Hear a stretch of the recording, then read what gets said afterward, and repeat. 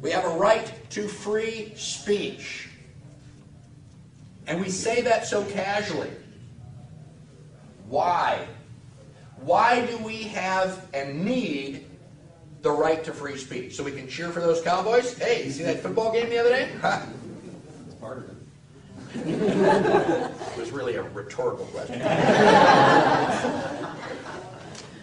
We don't have freedom of religion so that we can discuss, well, it is so we can discuss literature, but primarily it is so that we can badmouth the government. We have a right to alter or abolish the government. If I wanted to alter the government, now I know that's a really strange hypothetical, because we all know the government is perfect, just the way it is. But hypothetically, if I wanted to change it, let me assume hypothetically that I thought taxes were too high. That giving, my federal, state, and FICA taxes total 48%, and I'm just not crazy about giving half of what I make to the government. How would I go about changing it? What would be the first step? How about getting behind a podium and going, ladies and gentlemen, I think taxes are too high. Are you with me? We need to get consensus so that we, the people, can go in and make changes to the government. Freedom of speech is primarily freedom of political speech. And when George Bush says, you're either with us or you're against us, the Alien and Sedition Act prevented people from saying anything bad about the government. If you go to a Republican rally with an anti-George Bush t-shirt, you get handcuffed and escorted out by the Secret Service. What was the defining characteristic of Stalinism? Suppressing political dissent. You're either with us or you're against us. This is chilling. When I was running for president, I went to a university, and they had me speaking in this auditorium. It was a beautiful auditorium. 300, 350 seats. It looked like it had just recently been built. Beautiful facility. And I had 12 people in the first row. And I thought, well, this is really silly. I got this, I'm echoing throughout the auditorium. I said, let's go across the hall. We've got a classroom. We can sit closer. We can see each other, face to face. Talk a little bit more informally. Nope, can't do that. You're a political candidate, presidential candidate. You have to be in the auditorium because the auditorium is a free speech zone. I almost fell off the stage. I said, what about the hallway? What about the rest of the campus? No, that's a speech-free zone. And I will tell you exactly what I told those students. Anywhere I happen to be standing is a free speech zone. The government doesn't tell me what I can or cannot say. The government doesn't tell me where I can or cannot say it. I have freedom of speech because none of you are big enough to shut me up. That's why I have freedom of speech. And when we hear someone who's being sexist or racist or homophobic standing on a soapbox, we go, oh my gosh, person is sexist, they're racist, they're homophobic. We got to get the government to drag them down off their soapbox. Wrong.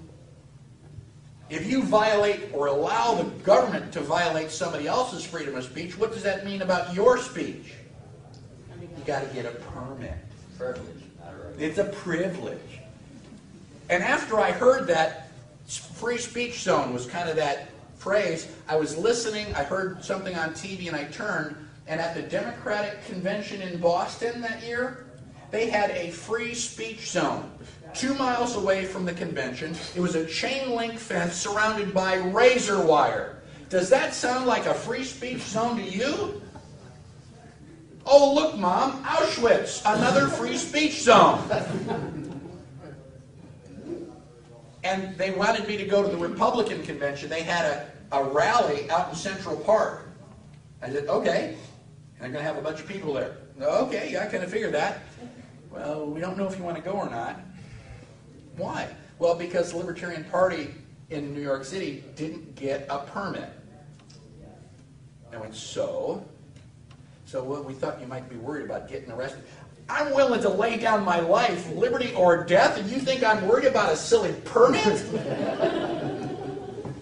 Wake up! Freedom of speech, freedom of the press. Do we have freedom of the press? Freedom of the media in this country?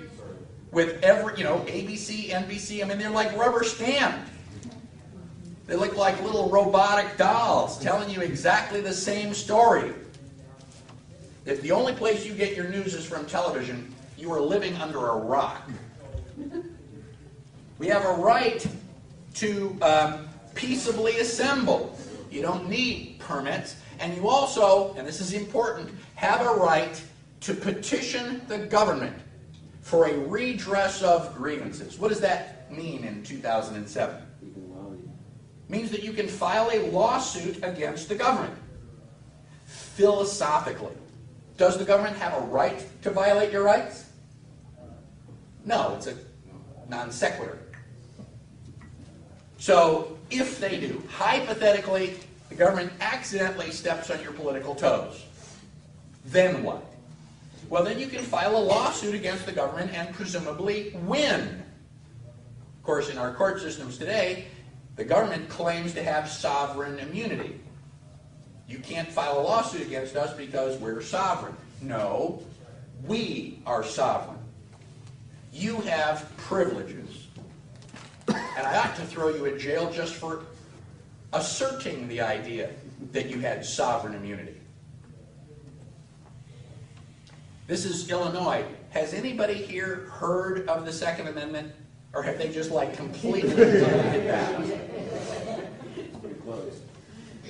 There's I'm genuinely pleased, they've created a First Amendment museum over at the Tribune building in Chicago. Tribune, freedom of the press, First Amendment. I could not wait. I still haven't been there. I want to go to the First Amendment Museum and go, this is wonderful. I was a presidential candidate. I wrote a book all about... You know what we ought to do? We ought to take the next floor down and turn it into the Second Amendment Museum. You know how many people would have heart attacks in Illinois? This is incredible.